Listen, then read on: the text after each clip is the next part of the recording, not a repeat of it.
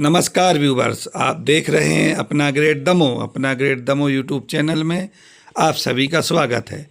हम आपको ले चलते हैं शैक्षणिक भ्रमण की ओर, जहां पर एकलव्य विश्वविद्यालय और ओजस्विनी महाविद्यालय के विद्यार्थियों ने जाके प्रशिक्षण लिया कि पर्यावरण को बचाने के लिए और स्वरोजगार को अपनाने के लिए क्या टेक्निक ज़रूरी हैं। नर्सरी में जाकर देखा और समझा।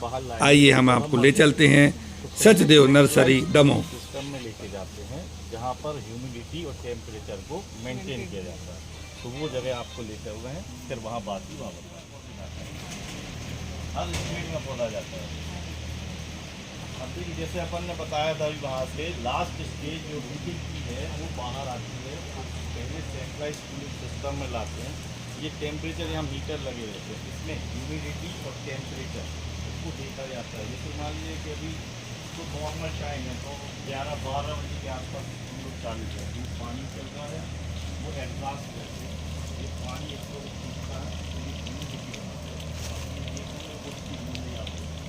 आप जो अंदर का पौधा है, अंदर के पौधे एसी से निकलते हैं, तो डायरेक्ट बाहर लाने पड़ेंगे। पहले उसको सिस्टम में लेके आते हैं। जैसे जुलाई और अगस्त का अपने मध्य का जो सीजन सबसे बेस्ट होता है, किसी प्रकार का पौधा आप लगाओ, अच्छा डेवलप होता है। तो उसी को हम लोग 12 महीने यहाँ मौसम बनाते हैं। इस टनल के अंदर को कहते हैं फर्स्ट हार्डनिंग। लेफ्ट से पौधा निकलता बहुत बारीक रहता है, उसको पहले यहाँ एक हार्डनिंग की जाती है। तो जैसे अपन ने बताया आईसीयू में जैसे बच्चा हुआ, उसको आपने एसी में लेके आए, तो ये समझिए कि एसी आ गया। अब इसके बाद नॉर्मल रूम में लेके आना, तो वो वहाँ जो डस्ट और बैक्टीरिया वायरस को रोक के, और ये जो एग्जॉस्ट है जब ये पानी ये हवा सिस्टम में लेके आती है। जैसे जुलाई और अगस्त का अपने मध्य का जो सीजन सबसे बेस्ट होता है, किसी प्रकार का पौधा आप लगाओ, अच्छा डेवलप होता है। तो उसी को हम लोग 12 महीने यहाँ मौसम बनाते हैं। इस टनल के अंदर इसको 1 महीने रखा जाता है। इसको कहते हैं फर्स्ट हार्डनिंग। लेफ्ट से पौधा निकलता बहुत बारीक हार्डनिंग की जाती है। तो जैसे अपन ने बताया आईसीयू में जैसे बच्चा हुआ, उसको आपने एसी में लेके आए, तो ये समझिए कि एसी आ गया। अब इसके बाद नॉर्मल रूम में लेके आना, तो वो वहाँ बहुत स्टेराइल है, बहुत स्टेराइल एटमॉस्फेयर है। ये भी हर किसी को घुसने नहीं मिलता है यहाँ पर, ठीक है। किसानों के यहाँ लगाने के लिए तो यहाँ 45 डेज रहते हैं, जिसमें मिट्टी और खाद इसमें उस पौधे को फिर ट्रांसप्लांट किया जाता है। इसके बाद 45 दिन होने पर ये पौधे दिए जाते हैं। जैसे अभी ये वाले पौधे हैं, पूरे बैम्बू है, बालकुआ वैरायटी बैम्बू का है यहाँ पर। बैम्बू टिश्यू कल्चर से तैयार हुआ है। अब 45 दिन होने के बाद अब ये नॉर्मल आ गया। अब ये अपने जैसे अपन कहते बच्चा भर जा सकता है। तो गवर्नमेंट भी दे रही है, सब्सिडी दे रही है बैम्बू लगाने की, बाड़ी वगैरह में लगाने के लिए। ये बैम्बू तैयार हो गया। यहाँ से बैम्बू बनाना हम लोग करते हैं। अनार का भगवा वैरायटी, उसके बाद बनाना G9 वैरायटी ब्रांड 9, फिर बैम्बू में हो गया बालकुआ वैरायटी और एक सोल्डा, 2 वैरायटी।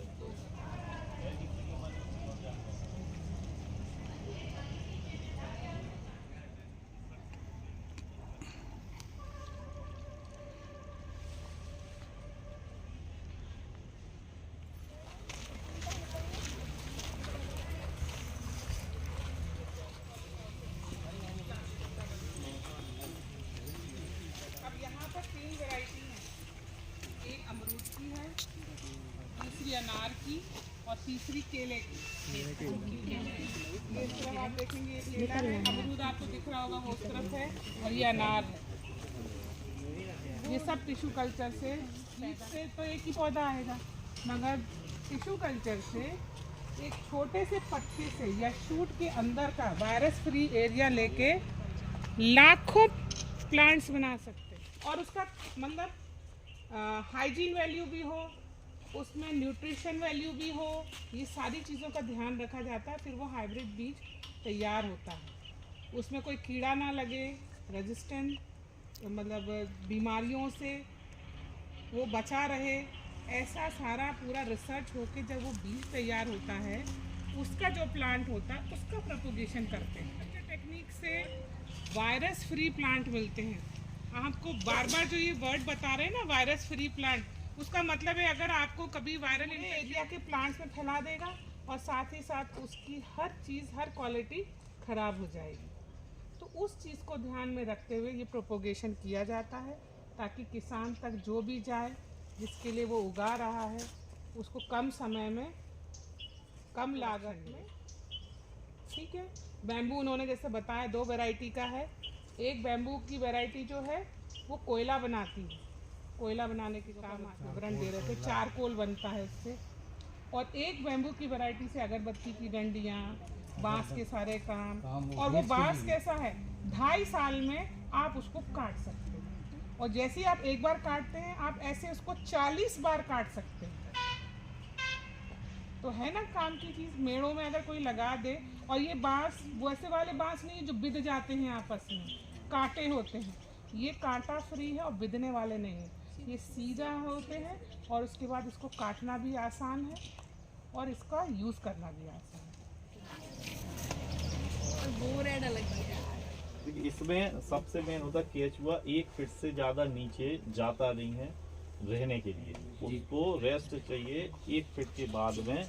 यदि उसको जगह मिल गई तो वहाँ रुक जाएगा। उससे ज़्यादा ऊंचाई यदि आपकी खाद की है, ज़्यादा आपने खाद डाल दी, तो वो केंचुए मर जाते हैं। तो इसमें अपन 3 फीट बाई 10 फीट में 5 किलो केंचुए छोड़ते हैं। तो 45 दिन में खाद को खा लेते हैं। और खाने वक्त अपन उसको इकट्ठा करते हैं लेयर वाइज, और फिर उसको निकाल के अलग रखते हैं। तो इस केंचुए की खासियत है, ये इसका नाम है आइसिनिया फटीडा, रेड वर्म। इस मोटा रहता है, लंबाई पुरानी खाद उसको डाला जाता है। इसको पहले बहुत गर्म रहती है, तो उसको पहले ठंडा करने के लिए जम से पानी किया जाता है। इसके बाद में फिर उसमें केंचुए डाले जाते हैं। तो उसको हल्का पानी चाहिए, तो बहुत ज़्यादा पानी की ज़रूरत नहीं पड़ती।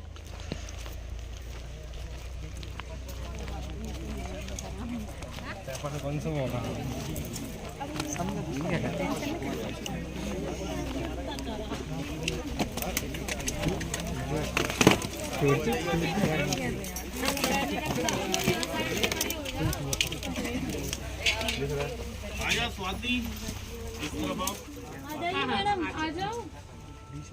ये है वर्मी कंपोस्ट की यूनिट।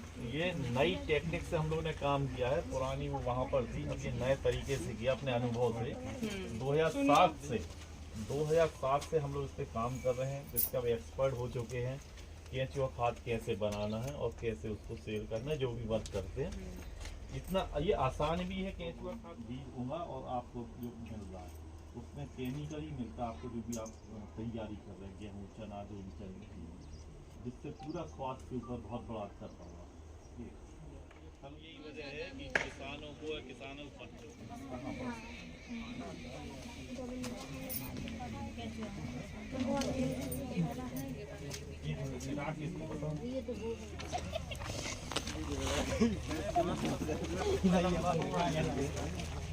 बता रहे हैं